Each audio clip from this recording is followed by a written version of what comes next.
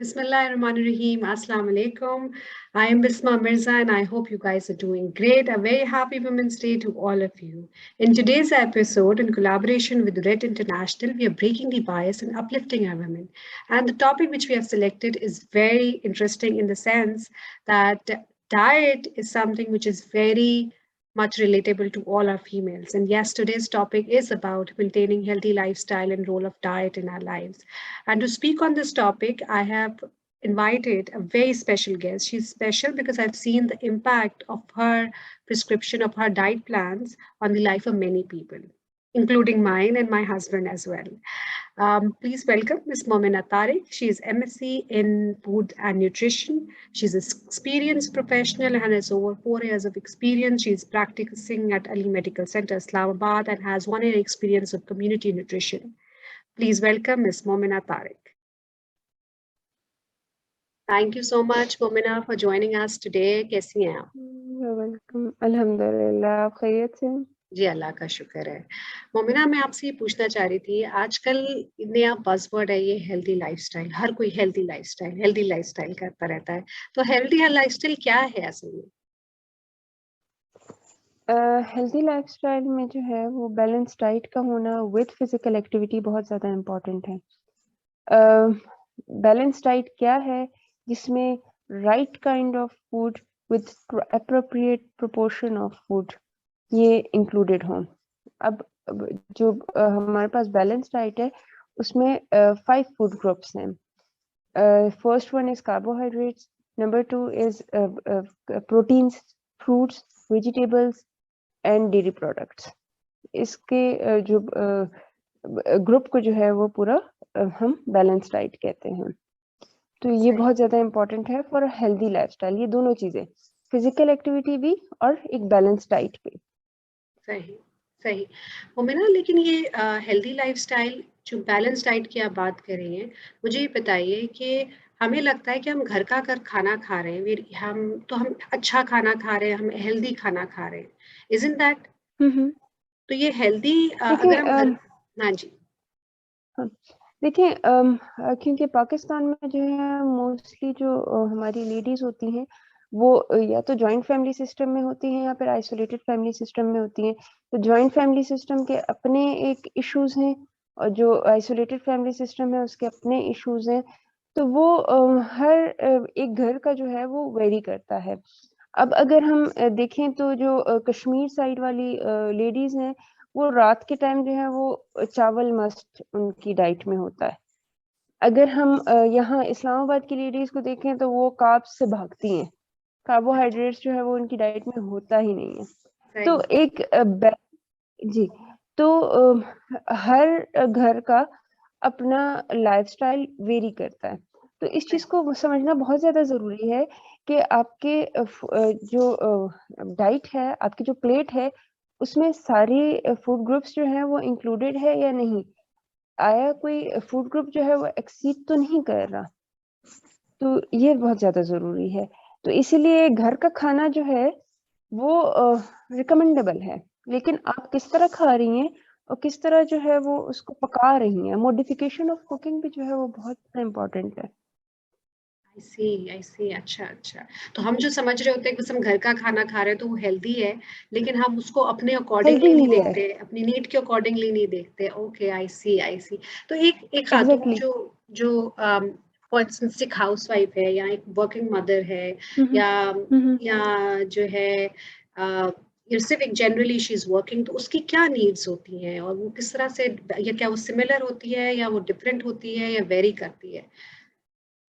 हाँ, हर एक औरत का जो है वो न्यूट्रिशन जो रिक्वायरमेंट है वो डिफरेंट होती है। अगर इट डिपेंड्स कि वो किस फेज में है, लाइफ के किस फेज में है। अगर जो है वो मेंस्ट्रुअल साइकिल का इशू आ रहा है उसको, तो क्या वो उसके अकॉर्डिंगली जो है वो डाइट ले रही हैं।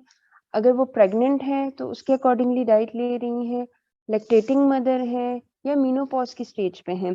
तो हर फेज में जो है वो उनकी जो कैलोरिक रिक्वायरमेंट है वो डिफर करती हैं। आई सी।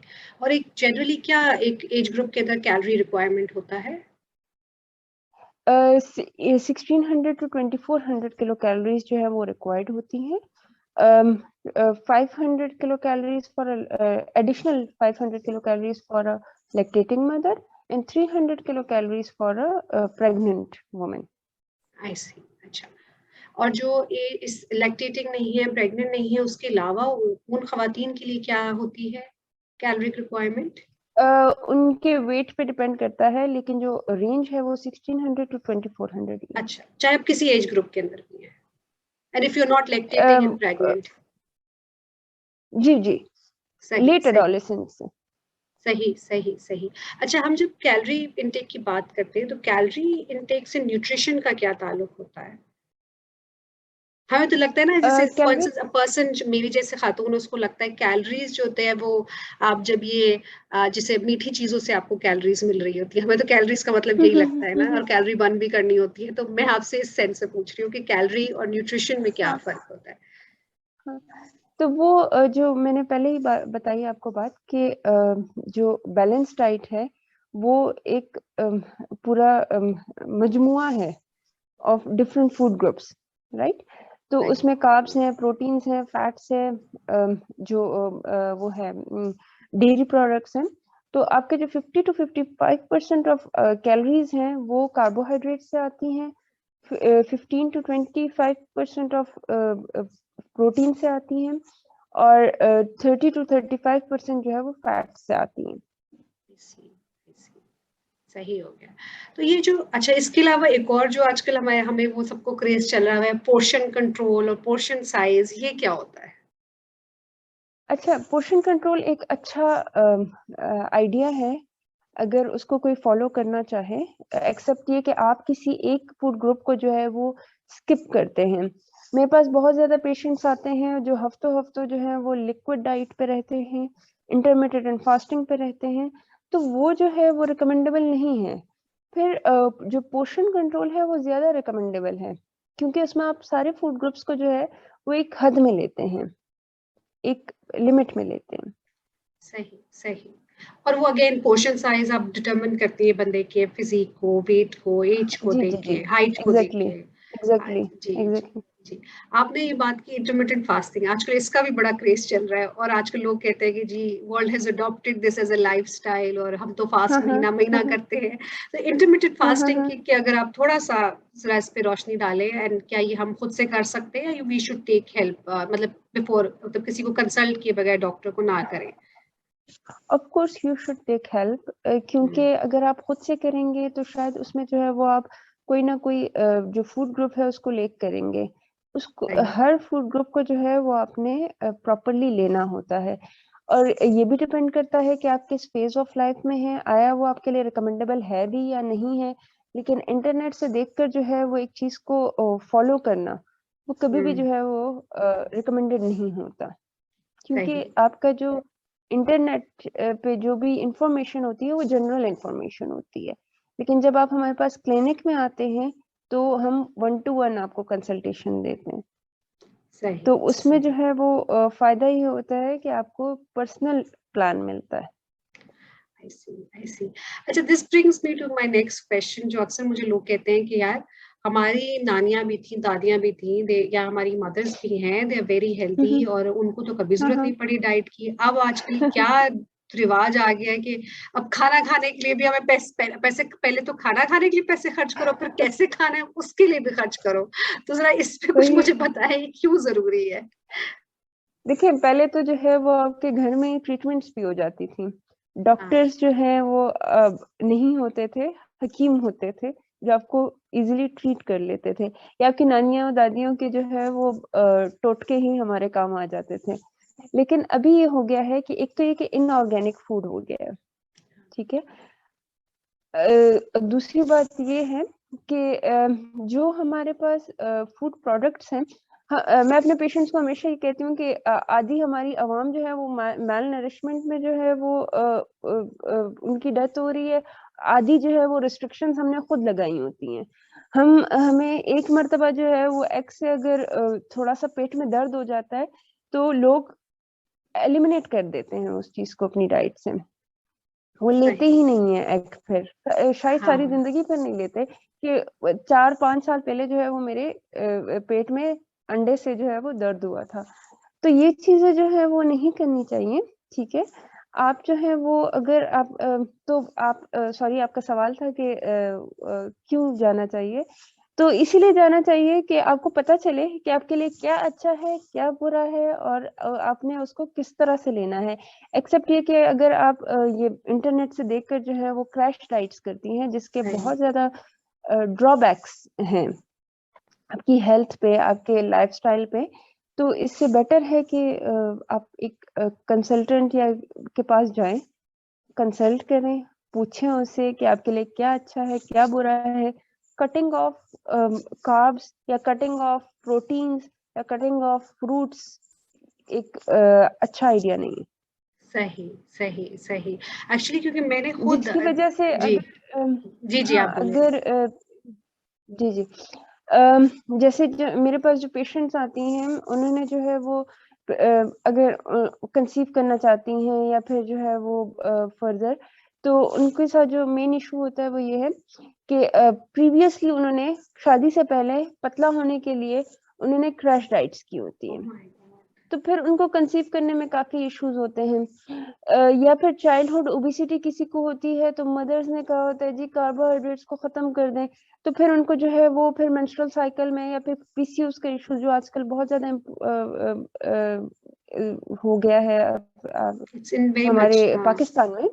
जी हाँ, जी। बहुत ज़्यादा हो गया है। तो वो उसकी यही रीज़न है कि हम जो है वो इनऑर्गेनिक फूड खा रहे हैं, जंक्स खा रहे हैं और अपनी मतलब लाइफ़स्टाइल पे जो है वो फ़ोकस नहीं कर रहे। सही, सही हो गया बिकॉज़ आई रिमेंबर हम हेल्दी लाइफ़स्टाइल सुनते रहते थे, हेल्दी बैलेंस डाइट और मुझे कभी समझ ही नहीं आया टू बी वेरी ऑनेस्ट कि बैलेंस डाइट होती क्या है? मैं सोचती थी हुँ, पुरानी हुँ, साइंस की हुँ, किताबें निकाल के आई हैव टू अंडरस्टैंड कि सारे फूड किस तरह से खाने हैं। ऑनेस्टली स्पीकिंग और हुँ, फिर हुँ, क्योंकि मैं खुद हुँ, हुँ। डेफिशिएंसीज़ थी मुझे आयरन की, इनकी तो मैं काफ़ी स्ट्रगल जी, करती जी, जी। थी। So hmm, that was hmm, the reason when I thought कि I should consult a nutritionist and that's the time when I hmm, came to hmm, you. तो ये वजह थी। हुँ, हुँ। अब मेरा नेक्स्ट क्वेश्चन यही जी, था जी। कि जो खवातीन समझती हैं, जो खासतौर पे जो हाउसवाइफ्स होती हैं, वो ये समझती हैं कि जी हुँ, हुँ। डाइट का मतलब ये है कि आप भूखे रहेंगे, अपने आप को पतला कर लेंगे और वो पहले पतला कर भी चुकी हुँ, हैं हुँ, अपने आप को। हुँ।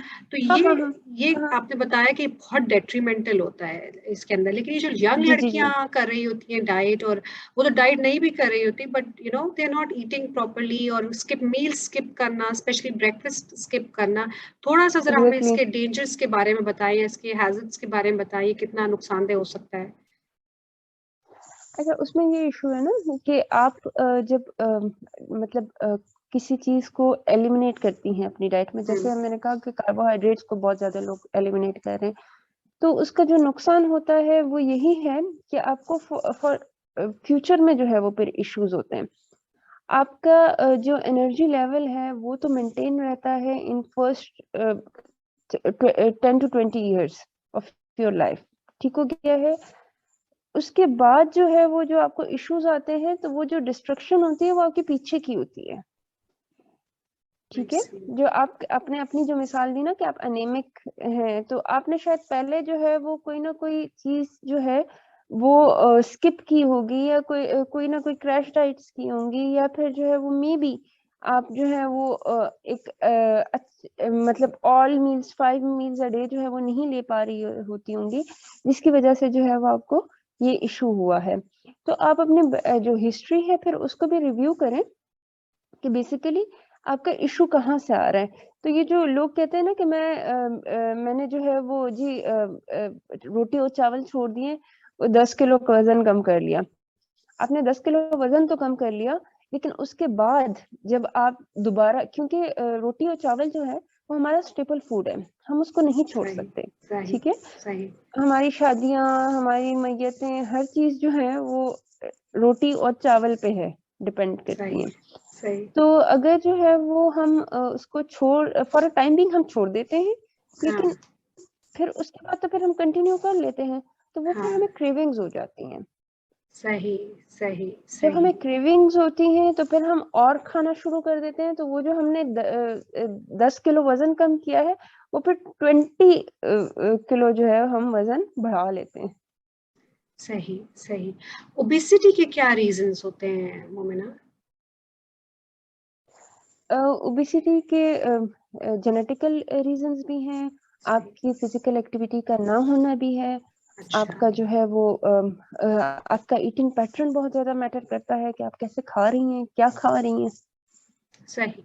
अगर मैं आपसे कहूँ जी। कि I mean I know it's difficult कि डिफरेंट फेज में खवातीन होती हैं, उनकी डिफरेंट कैलोरिक नीड होती हैं एंड ऑब्वियसली आप लेकिन अगर मैं आपसे कहूँ कि कोई रूल ऑफ थंब है कि आप खवातीन के लिए कुछ एटलीस्ट इफ नॉट 5 कोई 3 मस्ट फूड जरूर कहेंगी कि जो लेने ही चाहिए खवातीन को?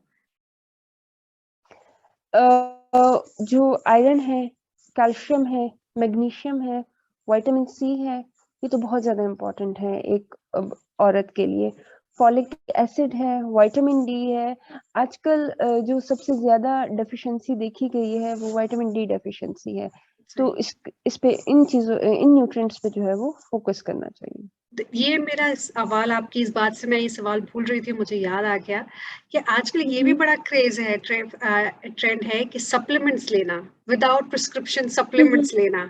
इस पे जरा बताइए इसके कोई अगर हेल्थ हैजर्ड्स है कि नहीं है, स्पेशली विटामिन डी सप्लीमेंट्स लेना, फिर आयरन जिंक के सप्लीमेंट्स, हेयर नेल इसके सप्लीमेंट्स लेना, तो इस पे जरा कुछ please if you could shed some light. हाँ, देखिए सप्लीमेंट्स को जो है वो आप एज ए एक्सटेंशन लें, आप उसको जो है वो as a part of diet मत लें, ठीक है। आप इसको ये मत कहें कि मैं दूध नहीं पी रही तो चलो कैल्शियम की टैबलेट ले लेती हूँ, ओके ओके। या मैं विटामिन डी एग नहीं ले रही या एग योक नहीं ले रही तो मैं विटामिन डी की टैबलेट ले लेती हूँ, उससे मेरा पूरा हो जाएगा, या सनलाइट में मैं एक्सपोजर नहीं कर रही तो वो ले लेती हूँ। ये रॉन्ग कॉन्सेप्ट है। आप सप्लीमेंट्स लें, लेकिन अल्टरनेट डेज पे लें और एज ए एक्सटेंशन लें। ठीक है, ठीक हो गया। एक्सटेंशन मतलब खाने के साथ-साथ वो फूड सोर्स के फूड साथ-साथ फिर सोर्सेज लें, जी हाँ, एग्जैक्टली फूड सोर्सेज लें, लेकिन उसको एज अ अल्टरनेट मत करें कि मैं ये चीज नहीं खा रही तो चलो ये मैं ये ले लेती हूँ, और ऐसा नहीं करना। खुद से आप सप्लीमेंट्स ले सकते हैं खुद ही सोच के कि मेरे white not at all, of course. जैसे कभी-कभी बाल गिर रहे होते हैं तो मुझे क्रेज हो जाता है, मुझे पता है बायोटिन ले बहुत लेते। तो यही फिर थोड़ा थकावट हुई तो सोचा विटामिन डी ले लेते हैं, तो ये इसलिए मैं पूछना चाह रही थी आपसे कि ये जो है हमारी जो एक आजकल हर कोई बेच रहा होता है सप्लीमेंट्स और हम खरीद भी रहे होते हैं, जी तो जी जी इसका जी जी, हाँ खरीद रहे होते हैं एग्जैक्टली। तो आपने नहीं बिल्कुल नहीं, सही। ऐसा नहीं करना चाहिए, जरूर कंसल्ट करें, ठीक है, और उसके बाद फिर लें। Thank you so much Momina, ये ऐसा टॉपिक है नो कि I problem. Mean I can just go on and we definitely want to have हाँ, another session with you. Thank you so much. लेकिन इंशाल्लाह इंशाल्लाह जरूर। जाने से पहले अगर आपका मैसेज कोई हो for females out there on this women's day, तो we would love to hear that. हाँ, अपनी हेल्थ को जो है वो निग्लेक्ट ना करें, सही जरूर जो है वो अपनी हेल्थ का ख्याल रखें। आप जान है तो जहान है। सही, वेरी ठीक स्वीट है, एंड सिंपल। आपके बच्चे, हाँ हाँ आपके बच्चे जो हैं वो तभी खुश रहेंगे अगर आपका जो है वो मूड स्विंग्स अच्छे होंगे, अगर आपके मतलब मूड स्विंग्स का जो है वो डायरेक्टली लिंक है आपकी बैलेंस डाइट के साथ, सही तो ये बहुत ज्यादा इम्पोर्टेंट है। Process food, preservative rich food को जितना अपनी लाइफ से दूर रख सकते हैं दूर रखें। अगर हम डाइटिशियन के पास आप नहीं भी आना चाहते तो फिर भी आप अपनी जो मतलब ग्रोसरी है उसमें जो है वो कोशिश करें कि process food, preservative rich food, ये जो आजकल आपका हमारे पास पैक्ड जूसेस वगैरह आ रहे हैं, उसको जो है वो अपनी डाइट से एलिमिनेट कर दें, तो उससे भी जो है वो आपके फिजिकल अपीयरेंस, आपके हेल्थ पे जो है वो बहुत पॉजिटिव इफेक्ट होगा। ठीक है। That's it. Thank you so much. We will share doctor no Momina problem, तारिक्स no details in the problem. description so you can contact her. She's I one of the hope ये best. Helpful रहेगा। Absolutely, absolutely. It has been very helpful for all of us. I'm sure. Thank you so चलें much, ठीक, Momina. No problem.